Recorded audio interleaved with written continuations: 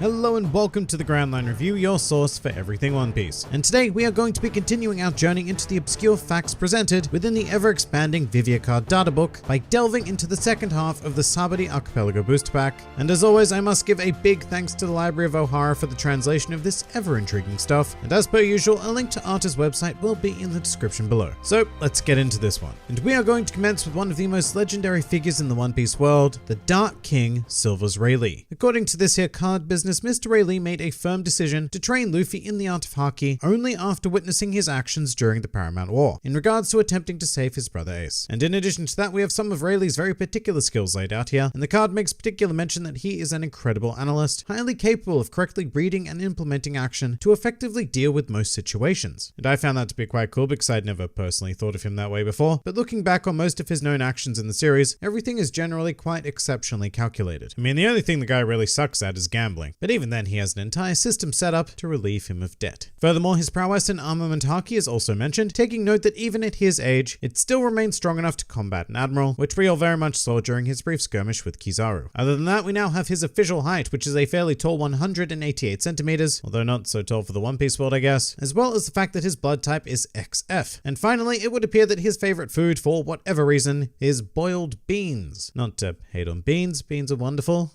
I suppose. Some of my best friends are beans. It just strikes me as a very simplistic choice, but then again, that does reflect Rayleigh's general lifestyle quite well. Moving on to the enigma that is Shaki, and I was hoping the starter book might confirm her relationship status with Rayleigh due to the massive semantic confusion surrounding the usage of the term husband in various translations. But the Vivre card simply refers to her as his romantic partner, so they are indeed a thing, but until stated otherwise, referring to them as husband and wife is incorrect as far as I'm concerned, regardless of whatever the Funimation subs would have you believe. Now the card also goes on to reveal Shaki's age, which is an astounding 64 years old. So I'd say that she's done pretty damn well for herself and was apparently quite a notorious pirate around 40 years ago. And the card implies that she is in fact a very powerful individual, which I suspect is going to fuel a lot of current and future theories about her possibly being associated with the ever vague rocks. It also states here that she assisted Rayleigh in returning the Gorgon sisters, being Boa Hancock, Marigold, and Santa Sonia, to the island of Amazon Lily, who along with Gloriosa feel indebted to her as a result. However, these days, apart from running the ripoff bar, one of Shaki's fondest hobbies is keeping an eye on the next generation of pirates, and she is very much a fan of our protagonist, Monkey D. Luffy. Other than that, she is 186 centimeters tall with a blood type of X, and a very predictable favorite quote-unquote food of whiskey.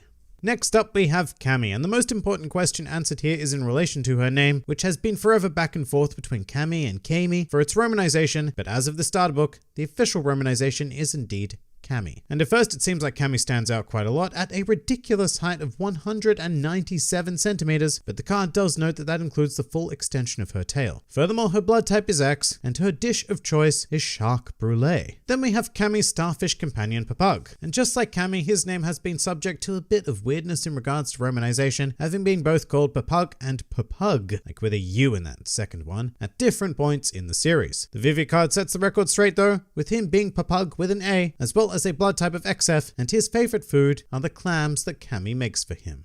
Aww. Also, here's an interesting thing. Apparently, Papug is 33 years old, which is, wow. He's almost twice as old as Cammy, who is 18 post-time skip, but you know, I suppose he must have a decent amount of life experience to become a fashion icon of the One Piece world with his criminal brand. And alright, so if you were wondering who the tallest person to be featured in this edition of the One Piece Vivre card is, he has arrived. Behold, Duval, who stands at a truly ridiculous 470 centimeters. Just to translate this one for our American friends, that is over 15 feet or whatever crazy unit of measurement you use tall. Whatever the case, it's pretty tall. And the other information we've discovered is that Duval is 25 years old with a blood type of S and a hankering for pig leg. And while not the Godzilla of height that Duval is, Beppo was here to show some mink pride, standing at 240 centimeters. So about half Duval, really. He also has a blood type of S, and furthermore, his favorite food is kakigori, which is a shaved ice dessert, which makes sense being a polar bear and all. And now it's time for everyone's favorite part of these videos, a segment that I'm highly tempted to call Miscellaneous Birthdays. So let's revisit some characters detailed in the starter book who most of us didn't even know had names, and learn when to celebrate their various days of birth. And first up, we have some more Heart Pirate members being Penguin and Shachi, and these two are fairly popular. I mean, I think I'm using the word popular quite liberally there, but still, they're well known, let's say that. Along with their fellow compatriot Jean-Bart. Coming up next, we have Antonio, who was the owner of the Grumman store on Sabari, which was frequented by Luffy, along with Minolva and Kariken, who were two highly insignificant bounty hunters who attempted to capture the Straw Hats. We also have Devil Dias, a man with a former bounty of 60 million berries before he became a slave of Saint Rosbard, as well as Peterman, the leader of a kidnapping gang known as the Hound Pets. Oh, and speaking of Hound Pets, we also have Saru, world noble papa extraordinaire, who is best known for peeing on Devil Dias. And finally, we have two more animals, being Duval's noble steed, Motobaru, as well